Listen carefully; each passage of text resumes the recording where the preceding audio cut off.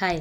இந்த மாதிரி உங்களுக்கு நடந்திருக்கான்னு சொல்லி மறக்காமல் சொல்லுங்கள். ஒன்றும் இல்லைங்க, நான் கொஞ்ச நாள் முன்னாடி என் ஃப்ரெண்டு ஒருத்தி நான் ரோட்டில் பார்த்தது நானாக போய் அவகிட்ட பேசுகிறேன். ஹாய், எப்படி இருக்க, என்ன பண்ணுற, மேரேஜ் ஆயிடுச்சா, பசங்க எத்தனை, ஒர்க் போறியா அப்படின்னு சொல்லி நான் அவளை பற்றி கேட்டுட்ருக்கேன்.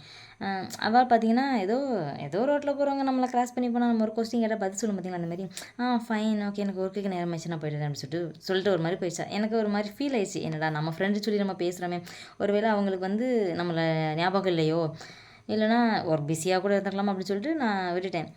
அப்படியே கட் பண்ணி பார்த்தா அதே சோசியல் மீடியாவில் ஒரு மெசேஜ் எனக்கு வந்துச்சு. என்னன்னு சொல்லி பார்க்கும்போது என்னோடய ஃப்ரெண்டு 2010-12 உள்ள 12-13 உள்ள ஃப்ரெண்ட்ஷிப். நீங்கள் மெசேஜ் பண்ணோடனே கான்டாக்ட் நம்பர் வாங்கிட்டு பேசிட்டு ஃபோனை எடுத்தோடனே, ஹாய் அனி, எப்படி இருக்கு, என்ன பண்ணுறேன், பசங்களாம் எப்படி இருக்காங்க, நான் இப்போ தான் உன்னை பார்த்தேன், நான் ரொம்ப மிஸ் பண்ணேன், உன் கான்டாக்ட் நம்பர் எனக்கு கிடைக்கல அப்படின்னு சொல்லி நம்ம அப்போ எப்படி பேசுவோமோ அதே ஒரு பேச்சு, எந்த ஒரு மாற்றமும் கிடையாது.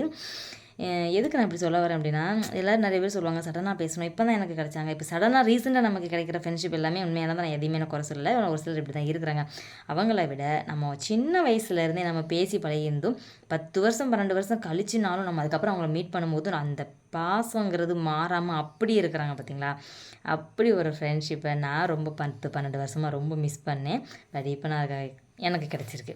இதே மாதிரி எல்லார் லைஃப்லையும் கண்டிப்பாக ஒரு ஃப்ரெண்ட்ஷிப் இருப்பாங்க. நீங்கள் அவங்கள மிஸ் பண்ணிங்க அப்படின்னா கண்டிப்பாக மறுபடியும் என்ன மாதிரி மிஸ் பண்ணி தவிக்காமல் மறுபடியும் அவங்க ஏதாவது ஒரு இதில் தேடுங்க, கண்டிப்பாக கிடைப்பாங்க.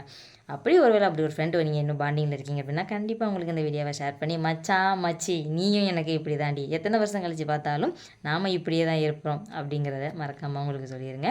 காசு போனால் இன்றைக்கி ஒரு நாளைக்கு போவோங்க, ஆனால் இந்த பாசங்கிறது லைஃப் லாங் நம்ம கூடயே தான் வந்துட்டுருக்க போகுது. ஸோ வாழ்கிறது ஒரு வாழ்க்கை, இருக்க போகிற கொஞ்ச நாள் அன்பு மட்டுமே கொடுத்து பரிமாறுவோமே, யாரையும் ஹர்ட் பண்ணாமல். இந்த நாள் இனிய நாளாக அமையட்டும். Good morning, have a nice day.